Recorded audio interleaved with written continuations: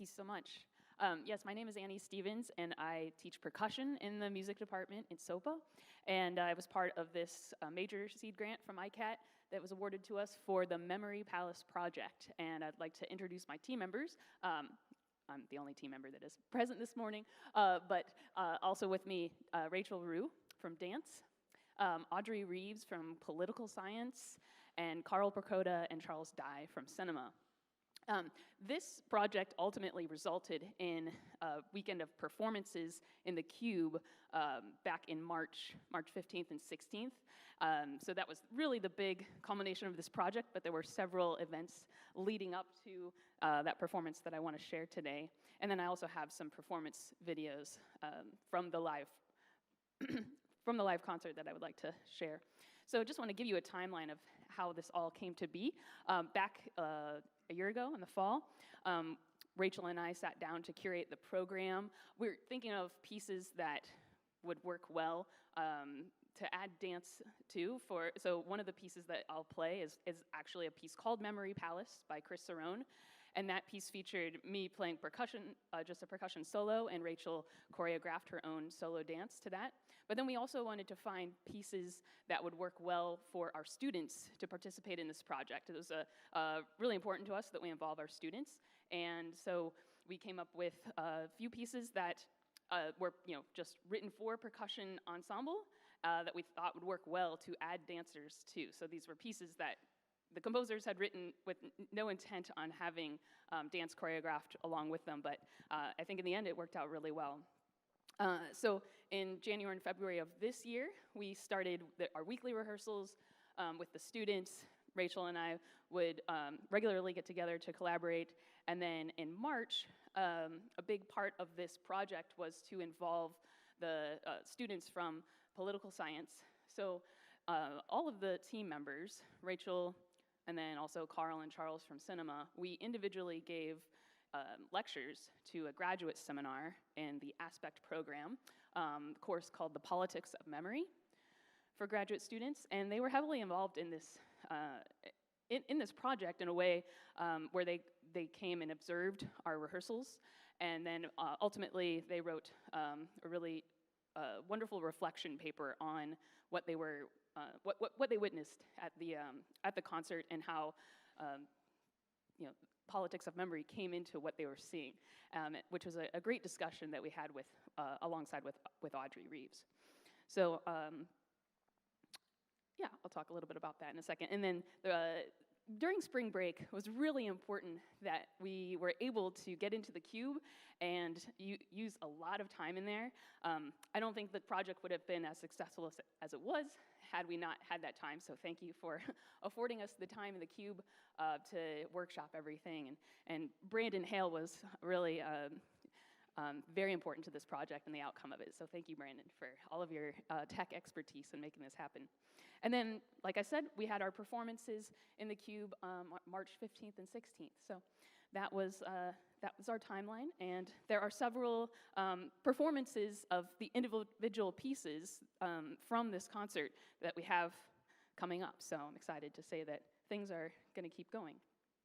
So the concert itself featured pieces by all of these wonderful composers, one of whom you might know, Eric Lyon, here on our Virginia Tech faculty, wrote a piece that I did the world premiere of at this concert. So the concert started with a piece by Elliot Cole for just one vibraphone and 4 students performing around that. And I'm going to play clips from all of these. And then, like I said, that followed with a piece by Eric Lyon for percussion solo. No dance, it was just percussion solo. And then a really beautiful marimba quartet by Emma O'Halloran. And we were joined by students from Radford University, where they have a really thriving dance major there, and we were able to bring those students over, and Rachel choreographed the dance movement for those students for that piece. Jalen is a really fantastic composer. She's worked very prominently with Third Coast Percussion, which is a professional percussion quartet based out of Chicago. They collaborated with her to create these series of pieces for percussion quartet, and they publish everything that they are working on and recording, which is really great for us, so that my students could play this wonderful piece. Again, not intended to have dancers join along with it, but we brought in some rhythmic tap dancers for that piece. And then finally, the second half of the program featured Memory Palace by Chris Cerrone. All right, as I've mentioned, there's many students involved in the project, and here's some pictures of that. So we have the Marimba Quartet down here with the students from Radford University, also a Virginia Tech student involved in this, and a community member. Up top are the rhythmic tap dancers for Jalen's derivative piece. And then also over here is the graduate seminar where we all attended. So just a little bit more about that seminar. So one thing that I went in and talked about was how percussion in music historically, in terms of politics, could evoke certain thoughts of exoticism in music. So for instance, when percussion instruments were first really brought into the classical music by Haydn and Mozart and Beethoven, they started using bass drum and cymbals, which at the time was thought of as this very exotic outside sound that was originally brought over by the Janissary troops, so invading Europe from long ago. And so when the composers used these sounds, the audiences at the time were kind of struck by this, and it would evoke these memories of what the past was, right? And so that was my lecture focused a lot on how percussion sounds, especially with globalization over here today, and composers are writing for, let's say, an Indian tabla instrument in a wind ensemble piece, and how do we approach that? So that was specifically what my lecture on percussion was about in that graduate seminar. And my colleagues likewise presented very similar subject matter relating to dance and politics, and then cinema. Okay, and then future plans with this project. I'll read it here. So Rachel and I really enjoy collaborating together. We found really great synergy between the two of us, and so we have future projects between us, and also to involve our students' ensembles together. So those projects are to come. I love collaborating with Carl and Charles, and they're really always willing to jump on board with some of my ideas. And so some of those will be featured at upcoming New Music Festival, I think New Music and Technology Festival performances. Those happen every semester, so stay tuned for any of that. The percussion solo I wrote, A Sudden Light, will be performed at Oberlin College on December 4th. And also the Memory Palace solo itself will be performed at UNLV in February of 2025. And I'm happy to say that Chris Cerrone will be at that concert, so I'm really excited to be able to perform the solo with the composer present. That's always a special thing. And then also Audrey Reeves really was inspired by the project and the collaboration between music and dance to write a book, start a book on the politics of memory. And she received and she forwarded these to us, some really beautiful reflection papers that the graduate students wrote, and I'll read a couple quotes from those papers. So just, this all coming together, and it's really wonderful that she's thinking about publishing on this topic. Okay, so I'd like to, at this point, take you to a few, because the big part of this was the performance, and so I'd like to take you through a few moments from each of the pieces. So the concert started with Elliot Cole's Postlude 8, and this is maybe something you've never seen before. We have four, these are student performers, playing on one vibraphone, and they're using cello or bass bows. And then in the background, you'll see Rachel Rue and Catalina Hernandez, who have choreographed the dance. So I'm just going to start this and play a little bit for you.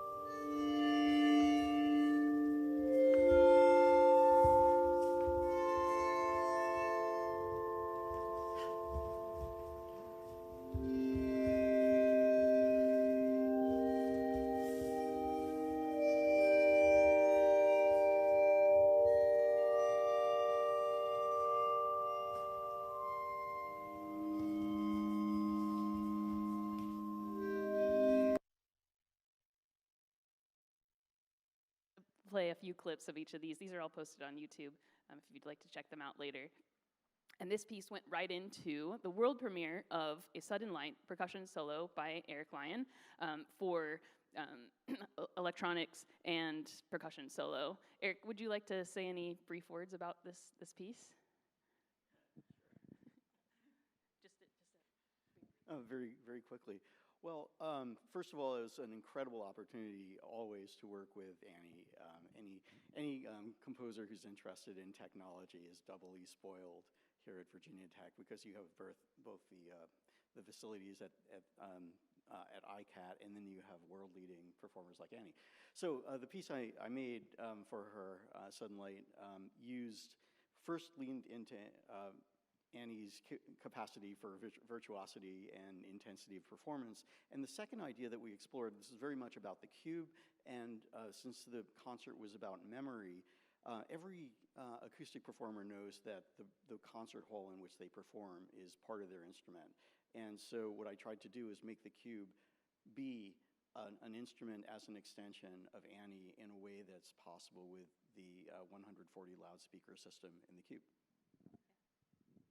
Thanks, Eric. So before the performance and getting this piece together, Eric sampled the sounds of the actual instruments that I'm playing here in this performance. I'm just going to play a very quick clip of the beginning of this.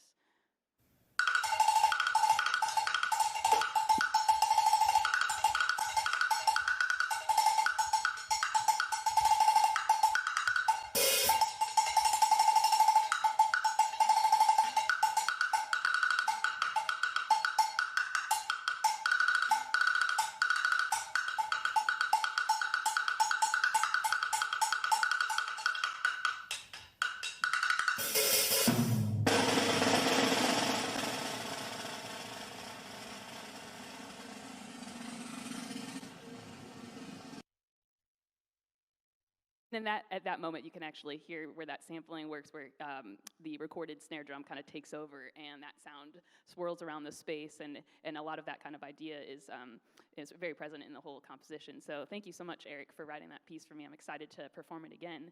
And he did find inspiration, I think, from everybody's favorite Cowbell SNL skit there at the beginning. So, all right.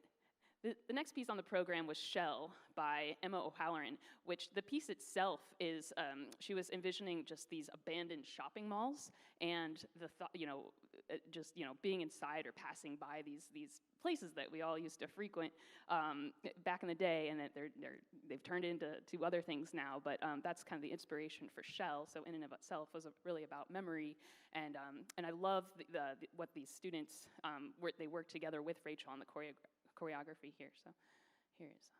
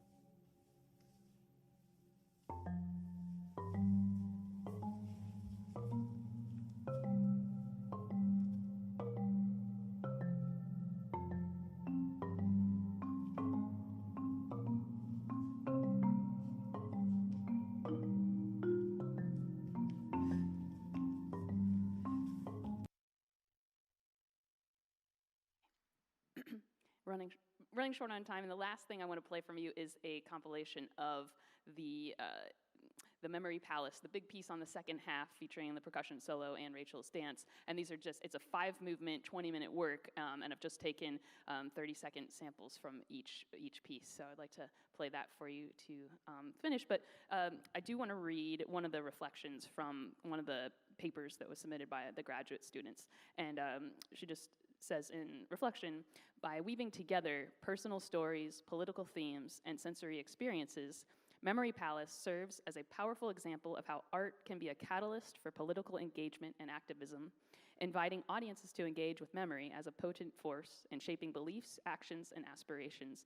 And Rachel was a really large part in, I think, the way that those words were sculpted, as she brought her personal experiences to how she was going to choreograph this, really about her life.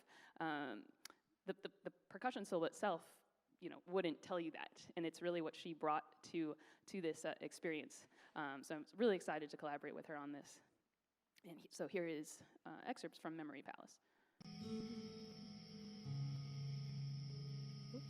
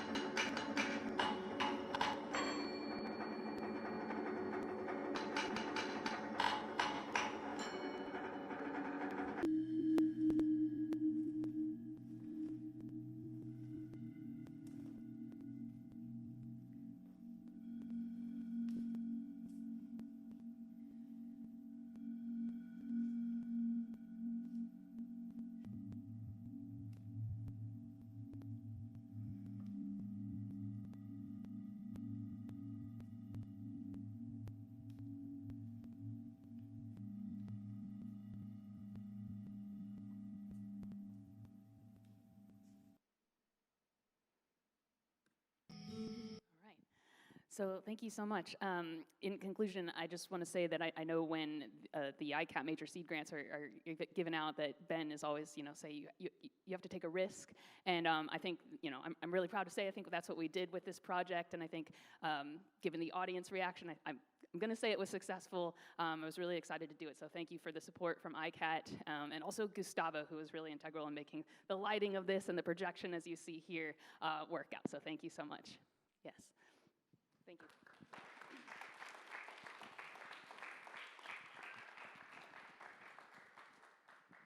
Thank you, Annie. What fabulous work. What questions do we have in the room? There's some back here.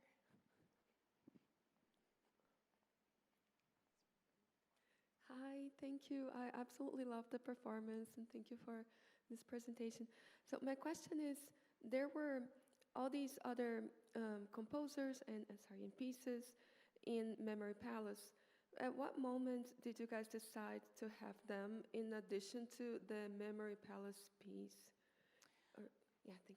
Well, I knew I wanted to have a full concert, so and this piece only being 20 minutes, and being a lot of work from me as the soloist, and I wanted to balance that out with having some other performers brought on board with that. So I thought, having my students would be wonderful.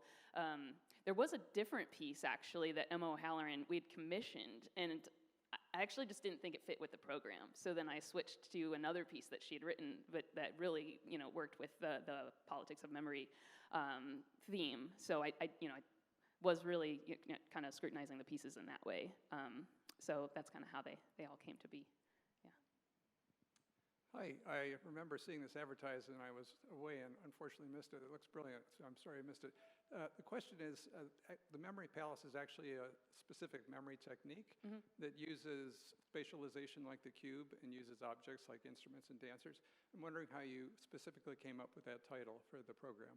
Well, and that is the inspiration for Chris Cerrone, the way that he has written the piece. And so each movement has basically, I think the title more so, and I guess the sounds also. The first movement opens with the accompanying sounds of crickets and being out in the field. So he definitely was inspired by that technique. And so yeah, we just thought the name of the piece would kind of shaped the whole program, so.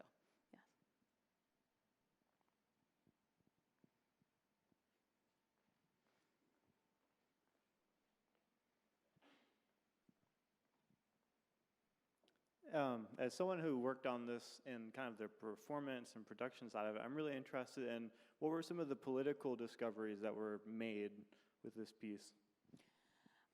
That's a really great question because actually, so the piece itself, Memory Palace, and I talked to the composer about this. Were you thinking politically at all in the way that you when you created this piece? Because some of his newer pieces, he really does get into politics.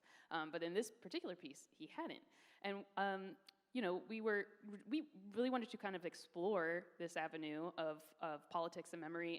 And like I said, I think Rachel was really integral to that because I don't think that the piece stands alone to necessarily have that conversation. I think the dance is really important in the way that the images that she brings forth, along with the sounds that you're hearing. They're really tied together.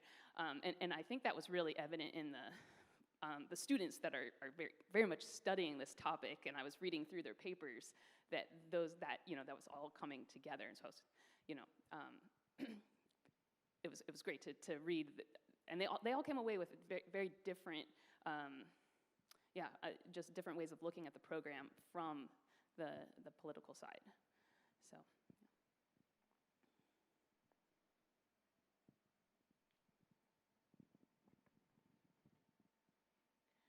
My question is actually about the lighting.